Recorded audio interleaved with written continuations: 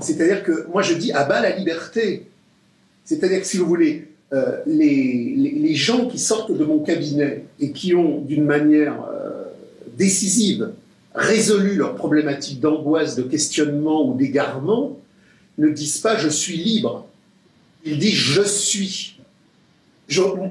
Moi, Francis Cousin, j'en ai rien à foutre d'être libre. Être libre, c'est avoir la capacité circulatoire de déambuler dans les galeries caprices de la représentation marchande. Je veux, je peux, je veux. Non, je veux assumer la jouissance de mon être générique. Et ça, c'est pas de la liberté. Et pendant des millénaires, les hommes qui étaient dans l'affirmation de leur être générique n'avaient pas besoin d'un mot pour parler de quelque chose. La liberté, c'est l'arrachement à l'être générique.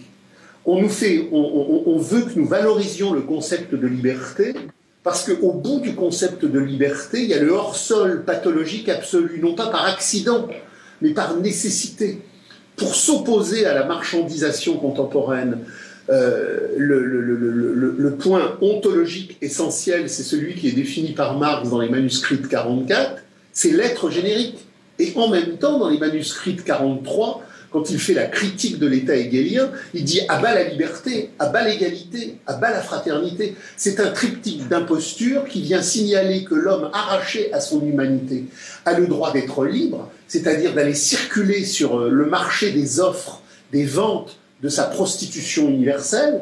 L'égalité, c'est le fait qu'il peut s'équivaloir sur le marché de l'aliénation, et la fraternité, c'est la fête du crétinisme festif.